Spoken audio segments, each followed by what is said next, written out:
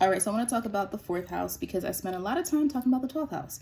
And I have the stellium in the 12th and the fourth house, which was interesting for me when I first started to understand astrology in more depth because I never quite wanted to or embrace viewing myself as emotional.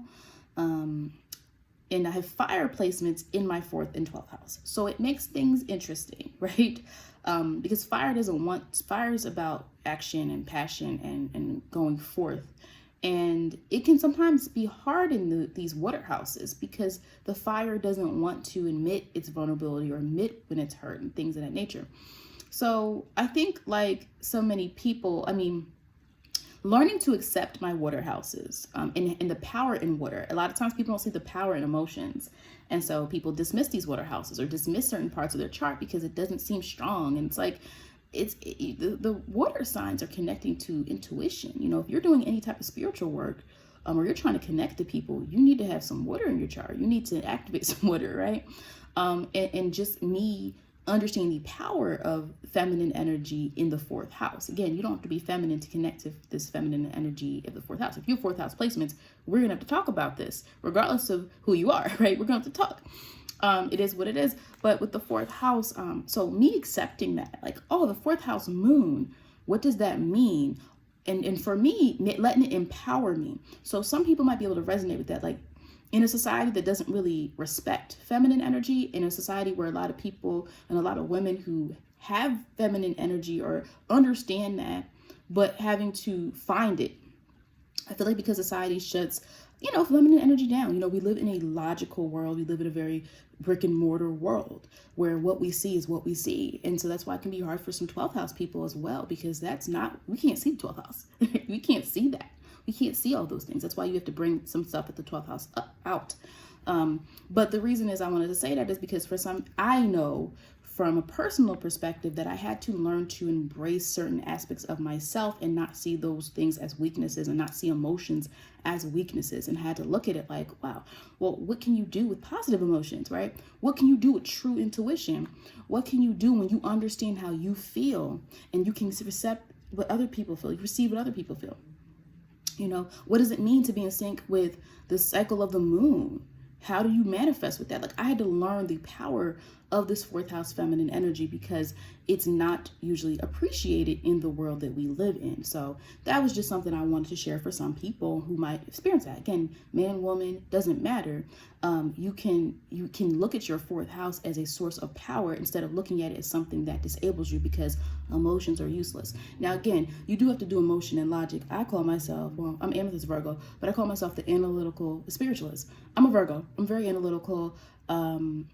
Like some things just are what they are. We have to break them down. Let's use some common sense. Let's do this.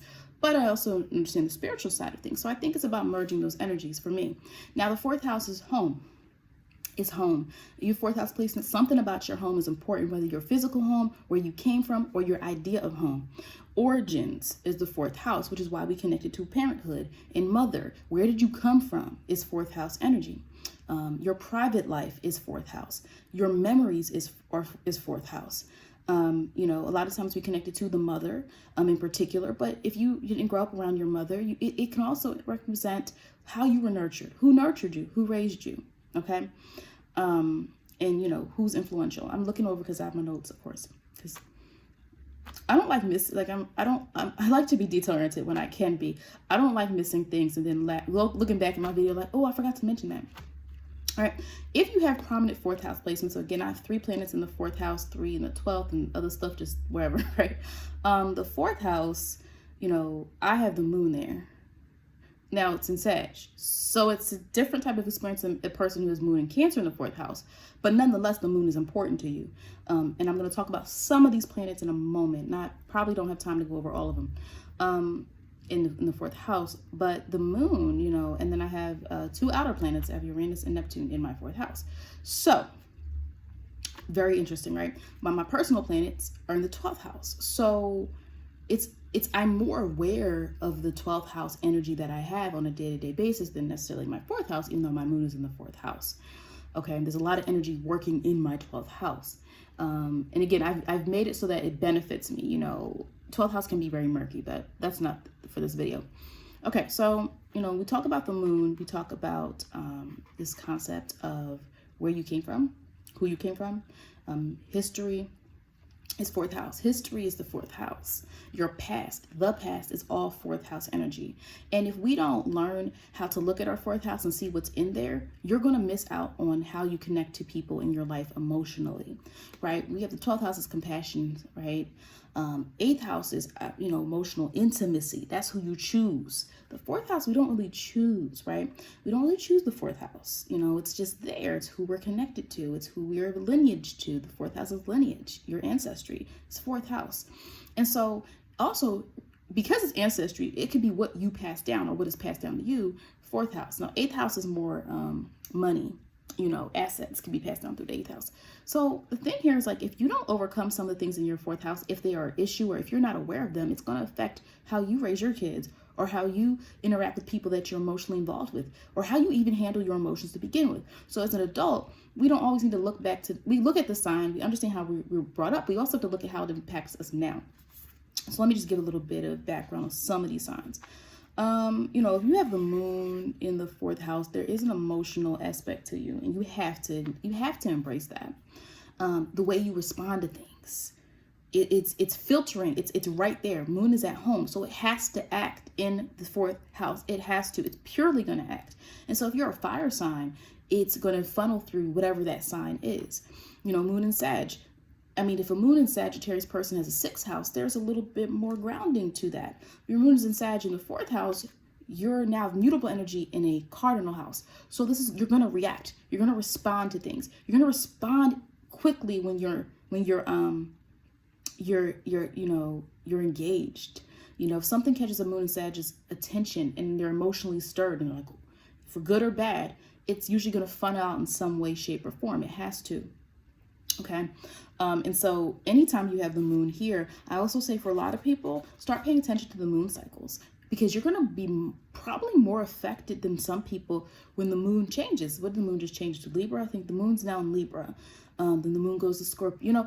All of that, track that. I found once I understood that moon cycles, I am. Now, not all the time. Like, I would say there's some moon cycles that are more important than others. You also have to look at aspects and things going on in your transits of why certain things are stronger than others.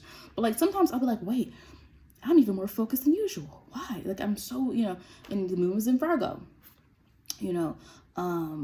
there's certain moon cycles where I'm more calm. There's certain moon cycles where I'm more on edge. There's certain moon cycles where I'm more, and again, most of this is internal, not always showing this.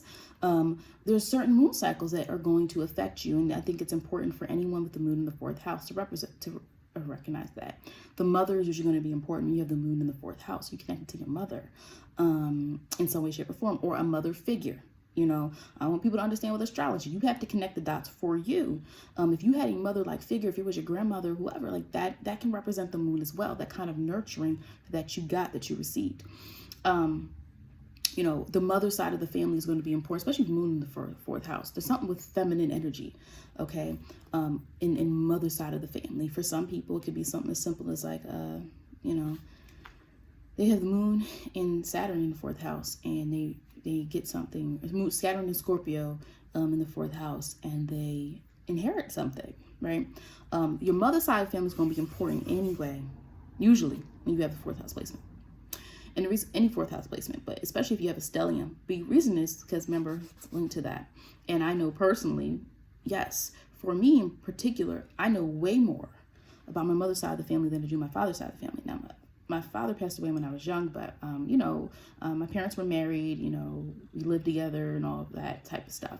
But he passed away when I was young. So I know some things about his family. I've met some of them before, but there's a lot of people on his side that have passed away. So I don't know as much about the history, you get what I'm saying, of my father's side of the family as much as I do about my mom's side of the family. And there's like, everything is like, you know what I mean? When I think of family, that's the first thing that pops in my mind is my mother, even though I had a father, So for me, that's, really showing there. Also having Uranus there, I think sometimes shakes things up. Uranus in the fourth house, there's something strange or different about your upbringing or your experience being raised, and, also sun in the 12th house for, again, there's always placements debated by certain astrologers can indicate loss of father. There's other placements too, but the sun in the 12th house can disconnect from the father, lost father, something of that nature. So I also have the sun in the 12th house. Okay. So yeah, the moon, connectivity to women. Women will be important in your life, especially if you have moon. I see mostly moon in the fourth house. Feminine energy, either accepting it, even if you're not a feminine person, or appreciating it. If you're someone who's like, no, I'm masculine, or you're like, no, I'm a man, like, I don't know what you're talking about. Like, your appreciation for feminine things or feminine energy or women or whatever might be more important to you than it might be for other people. So that's just something to keep in mind. Moon in 11th house, also, that's a whole different thing. But moon in 11th house is like friendship associations with women, women's groups, women's organizations. That's a whole different conversation. But yeah, the moon, and also know that you're going to be affected by the moon. You are you have some emotions. Acknowledge it. If you're a moon and Aries person, you're like, I don't feel anything. Oh my goodness. First of all, that's a cardinal sign, cardinal moon. Cardinal house, cardinal sign. Yes, you do. And just understanding, again, I'm not going to go in elaborate detail about each moon sign right now. It's not what this video is about, but understand how you're emotionally stirred. So even though I'm like, on the surface, I don't seem emotional, and I'm a Virgo rising, I'm a Virgo, like, I just don't seem it. But underneath, I'm motivated by certain things. And so even if it doesn't come out as an emotional way, my moon is stirred up. My moon is impacted by my environment. I have a sense and need for my environment to be a certain way. I need comfort in my home. My home has to be the way that there's so many different aspects of that. And the moon and Sag is a whole different story with that. I don't want to go into detail, but that's something important. If something else pops up, I'll share it. The sun in the 12th, sun in the 12th. Ooh, nope, not today. Sun in the fourth house.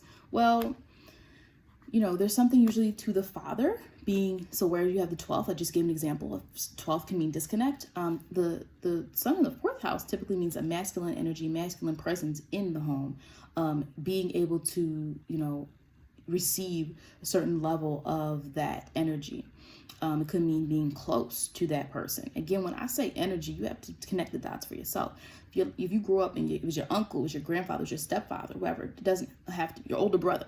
The sun typically means a male influence, or someone who was kind of like the center of the family. If not a male influence, it would be somebody that has more of a exuberant but positive impact on the family. They have a kind of a direct influence, but it's not harsh energy. Right. And so that energy there. Now, the thing is a contrast. It's a toss up sometimes, because if you can get too much of the moon, so you get the nurturing, get the emotions. The sun sometimes can be too much of the genuinely the masculine traits, right? So it can be like, okay, you have somebody in your life and maybe they provided for you and maybe they were influential, right?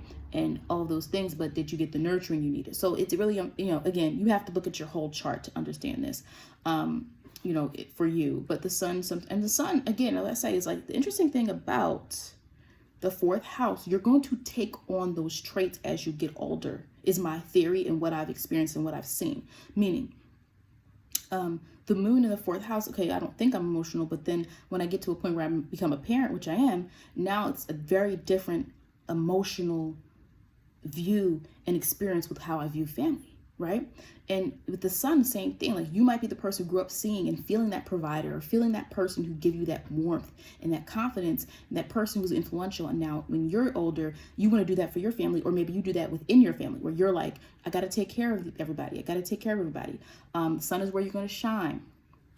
This is the person that wants to do a lot for the family. This is the person who might somehow be regarded well within the family in some shape or form. And like, that could be you.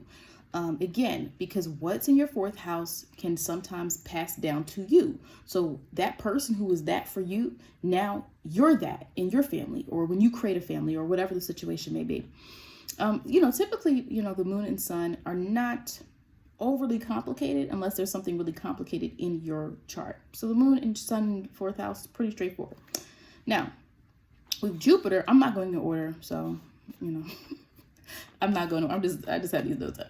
All right, Jupiter, can some people, lots of siblings. Jupiter means expansion. So if you Jupiter in the fourth house, lots of siblings, maybe a big extended family, you have a lot of people to take care of, or a lot of people there.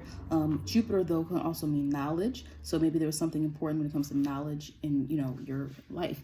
It could mean like you had somebody who, you had a grandparent, something. It can mean something like a grandparent who went through a certain period of time in the history of the United States or something like that.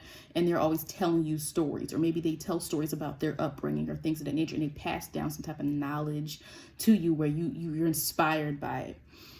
So a Jupiter fourth house person sometimes can be inspired by knowledge that somebody passed down to them. There was a lot of expansion within the family, maybe like a lot of siblings, something of that nature. Again, you would have to look at your specific sign to know how this interacts. Like like I always say. Also, again, that's why I said you gotta look at the chart, because you could say, well, you know, what if somebody has Saturn and Jupiter in the same house? Like, what was that? You know, Saturn could be strict upbringing. It could be somebody that kind of like, so like, let's say this is what I mean by chart interpretation. You could have someone with Saturn and Jupiter in the same house. What's going on? Saturn is harsh, it's lessons, things of nature. It could be somebody that was strict about knowledge. You could have grown up and like, that's why you're an academic now, or that's why you're so into knowledge, because growing up in your household, knowledge was important.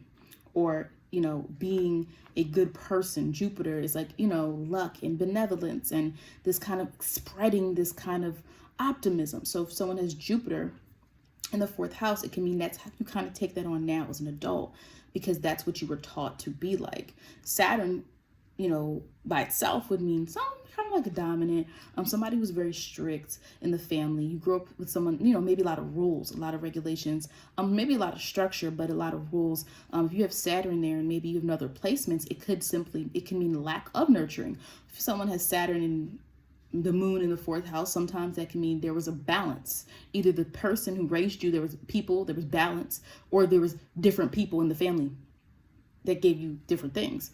But yeah, Saturn by itself in a house, the fourth house, you know, there's some type of strictness, there's some type of order, there's some type of like energy there of somebody who, you know, you probably grew up in a situation where there could have been even just too many rules, too many restrictions, too much of that.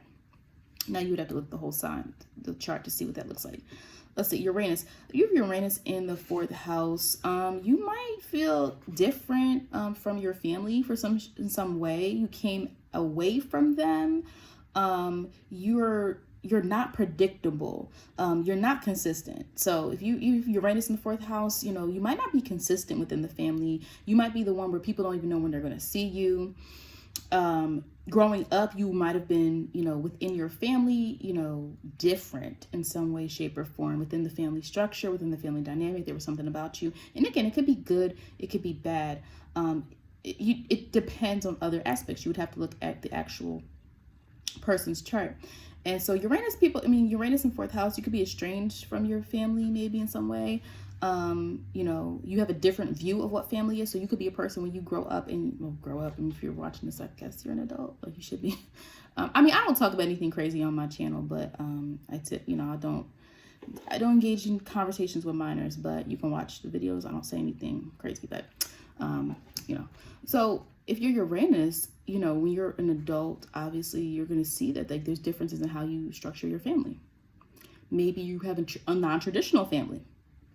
Maybe you have the opposite of what people think a family should be like. You know, if you be a person where like when you create your own family, it's like maybe it's 2 moms, 2 dads, or something like that.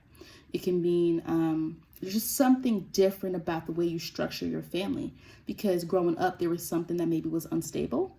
Uranus can mean that unstable energy.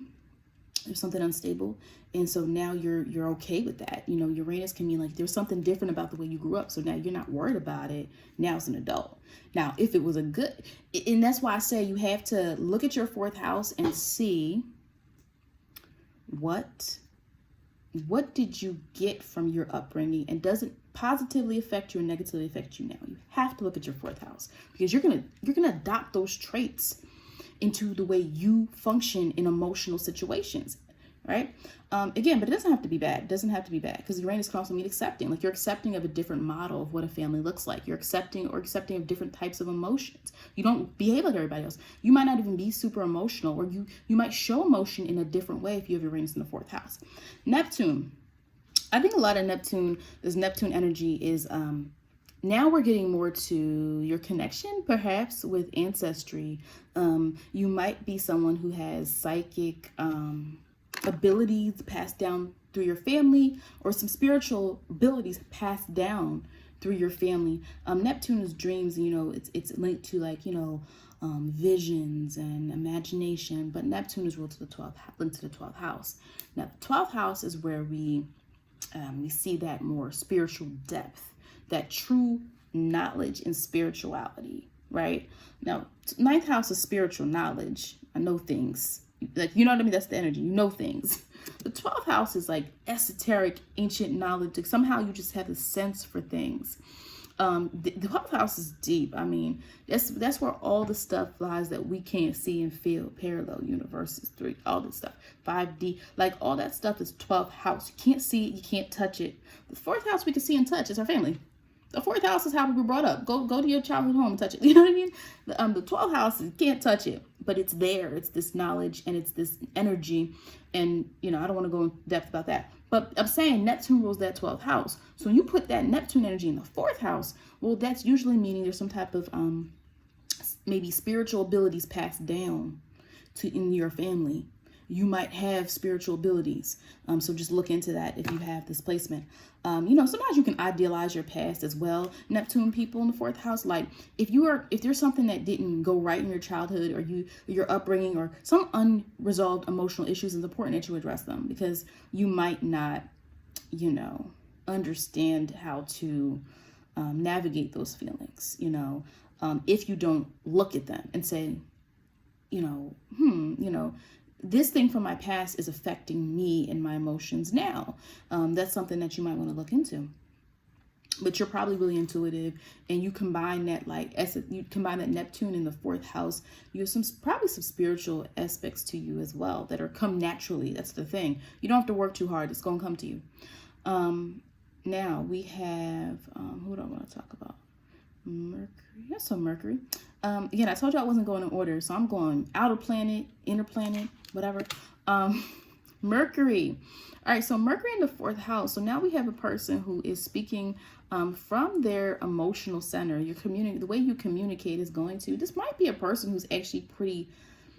It's not like they're like clear with communication, unless it's like a Mercury and Virgo in the 4th house, but they're good at making you feel good in their communication. So it might be a person who's like really warm and inviting when they talk to you. They seem like they care when they're listening to you.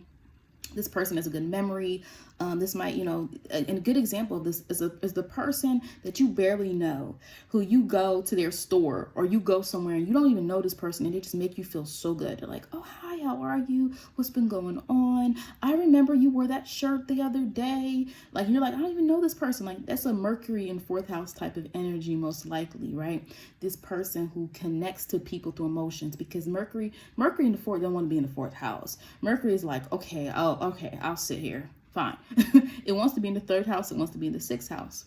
There's other houses Mercury will tolerate as well. Mercury probably doesn't mind being in the 7th house or 11th house, because they can communicate and it can break down and can analyze. But you're putting Mercury in the 4th house, so now you're forcing Mercury to now communicate, and now it's going to communicate from that 4th house center of emotion.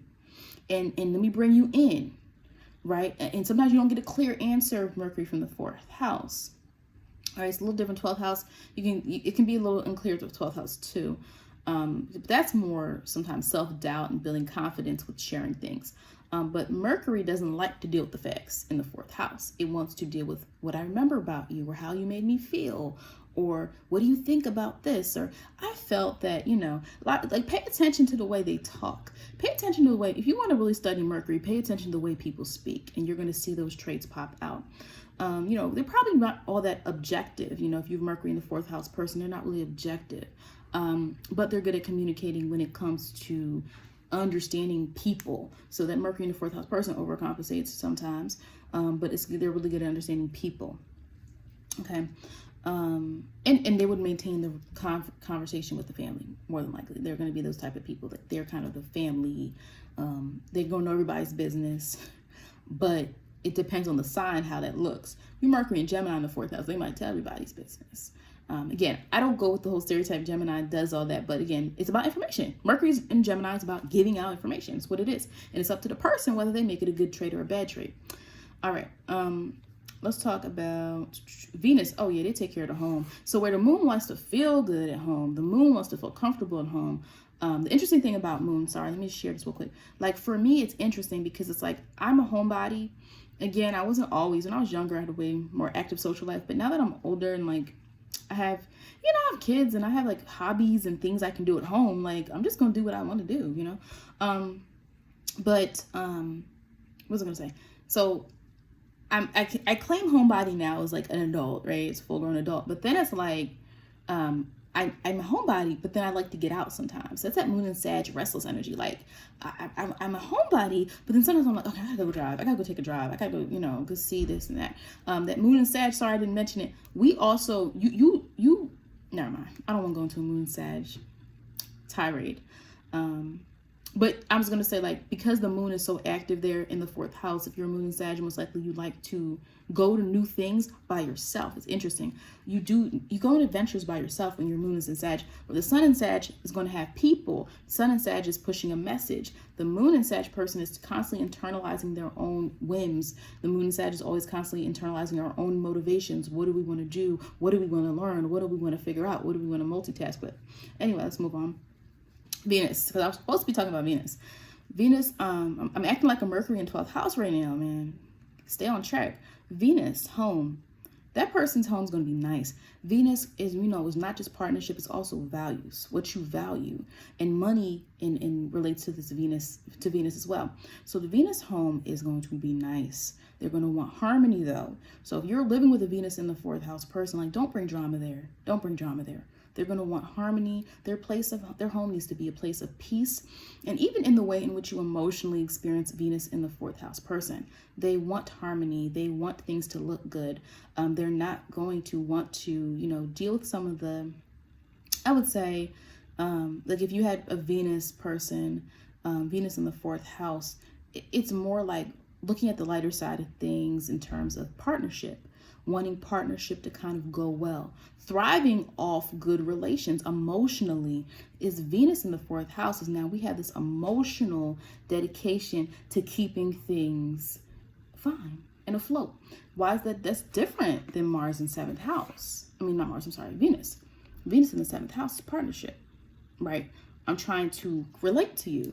But Venus in the fourth house is now we have an emotional aspect to Venus, where Venus is now really about that emotional connection flowing and that emotional harmony, and sometimes kind of yielding a little bit maybe to someone's emotional desires within the family. Now you can have, if you grew up with you Venus in your fourth house and Saturn in your fourth house, there was probably some dynamic between your parents, and especially if you Venus and Pluto, that could indicate for some people like abuse type of thing took place. Again, I don't make assumptions. I just tell you what's possible. You connect the dots, or I connect the dots if I'm doing your reading. But anyway, Mars in the fourth house is different than the sun. The sun is like this exuberant type of energy. The Mars in the fourth house person, you might have grown up around someone who's a little bit boisterous, someone who is maybe overpowered. So, you know what I mean? Was maybe overpowering in the family. It's kind of like what they said went. This person would have been potentially fixing a lot of things within the family. Like if there's an issue within the family home, Mars and the fourth house person is going to be like, I'm going to do this. I'm going to fix this. I'm going to do this. It's a different energy than the sun. We have to understand that Mars and the sun are not the same. Sometimes people confuse these energies. But Mars, it could mean like a little bit of conflict within the family. there's some type of issue. There's some type of thing that needs to be resolved. It was maybe some issue that maybe never was resolved. Your Mars in the fourth house energy would have been like there was a lot of maybe bickering, or maybe there was some fighting going on, or just a really dominant person in the family. Mars is not always bad, so it doesn't mean dominant meaning they were knocking everybody around. But Mars could simply mean this person's maybe what they wanted took over what everybody else wanted, and it became hard to even know what you wanted or what the other family members wanted. And so there would have been a lot of action. There could have been a lot of upheaval within the family, a lot of not erratic change, that's Uranus, but maybe like a lot of just like a lot of things going on, not feeling like it was very relaxed. The home maybe didn't feel settled all the time, but again, it depends on the placement, because if you have, or you can have somebody who did all of that Mars and Pisces, and it's more of a, emotional type of situation. So if it was like water sign in Mars in the fourth house, it was more of emotional, combative type of thing going on, and again, I don't want to say Mars in the fourth house is a bad placement. It just means something was really dominant in that household. Someone was really dominant. Maybe it was just like what this person said went. And it doesn't mean they were a bad person necessarily, but maybe it's just like you're now, as an adult, you're recovering from that. You're trying to figure that out. Like, okay, so what does that mean for me if in the household, this person always got their way, or in the household, this person's way always went. So now I don't even know who I am. That's a potential with that sign. Let's see what we got left.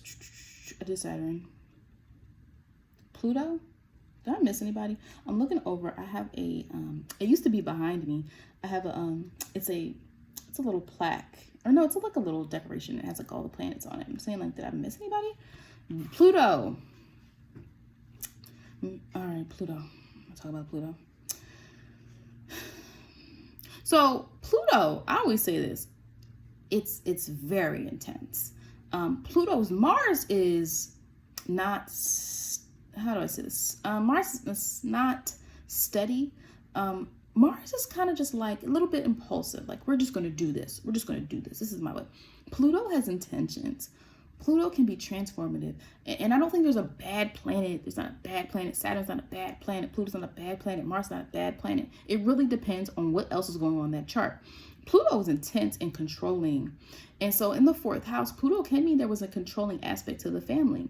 Now, Mars, I think the difference is Mars might be a little bit more. Now, if you have Mars and Pluto in the fourth house, for some people that can indicate some type of trauma in the upbringing. So that if you have any intense, first of all, people who, if you need outside help outside of astrology, definitely get, professional help if that's going to help you. So I don't want to say that, astrology is the end all be all if you have really serious issues that you want to work out with somebody. But I'm just telling you what could happen. If someone has Mars and Pluto in the fourth house, that does typically indicate there's probably maybe some violence in the home, or maybe there was some type of aggression that was experienced in some shape or form. And again, it doesn't always have to mean, the parent. It could be maybe you had an older sibling that was a bully, or really harmed your sense of self-esteem and your sense of safety. Because Mars and Pluto is going to kind of disrupt your sense. Pluto's going to disrupt your sense of safety a little bit. Mars by itself isn't all that bad. If some people Mars in the fourth house, but it just means that now you're a little bit dominant in your emotions as an adult. Perhaps you kind of come first because you grew up seeing that, and maybe you felt like you weren't able to express or feel the way you were supposed to feel growing up. So now you're going to do it in your relationships or your household or whatever the case may be. So that's what I'm saying. You got to look at the whole chart. Now, if somebody ever had, and I don't even know, I guess it's possible, Pluto, Saturn, and Mars in the fourth house. I can't, no. So that would be, serious, something serious going on. But Pluto can indicate abuse. Now, again, Pluto just means intense, dramatic change. So if that doesn't resonate with you, that's good. It's unfortunate that people experience, different traumas growing up and having to, as now try to unpack that as an adult, how to, cope with life, and you weren't responsible for these things you experienced. So that's a really, unfortunately, it's a very traumatic things that many people can relate to. But what I'm saying is Pluto can also mean there's a lot of change within the family dynamic. Maybe your parent got married, remarried. This parent moved here. This parent moved there. You felt like you never had a say. You're a child. You can't tell anybody where to go. And so Pluto doesn't always have to mean abuse. I want to just put that out there. But I say everything that's possible so that you can connect the dots for your chart, or someone you know's chart, and you're like, oh, maybe that's why, that's why I say these things. Not to, rouse anybody up, but just be like, hey, this is a possibility. So yeah, Pluto's intense energy, fourth house. Now here's the thing though. You can take that energy, and again, like if you have Pluto in the fourth house, and let's say, you don't have any traumas, you're fine. Maybe you just had some upheavals in your upbringing, but it's nothing serious. If you have Pluto there, it's just about your ability to transform into your ability to kind of, have really intense emotions. And you really have to be careful with where you put those emotions, because Pluto in the fourth house as an adult can mean you don't necessarily, you lack a little bit of vulnerability. You might lack a little bit of that. It's going to be great for you controlling your emotions because you're in control. But sometimes when we try to control ourselves, we become addicted to control, and we control the people. We try to control the people, right? And so because you don't feel comfortable with emotions, you're like, now you don't like that person's crying or that person's sad, and you're like, why, and so I think with Pluto in the fourth house, even if you're like, nah, my childhood was cool, yeah, we changed around a little bit, but that's it. Pluto is now you're learning how to use change in a positive way. Instead of it being dramatic upheaval, how do you change when it's necessary? If you're addicted to that Pluto energy of change and this and that, and everything has to be dramatic, and how do you use that to your benefit where you can actually be stable, but change when it's needed, and change when it's going to really help your life move in a positive way. And Pluto in the fourth house, controlling your emotions, being really good at that. Like Pluto controlling your emotions and not going over the top is a good thing. Everything's about balance, you know what I mean? So it's not a bad thing. I don't want to say Pluto's horrible, So I think that's the last one. I said Neptune, I said the moon, I said the sun. Let me just look this up because I did all of them. Yep. And again, there's definitely more to this topic. Maybe I'll expand on it a little bit later, but this is just something on my mind, so I just had to get it out there. Thank you for watching.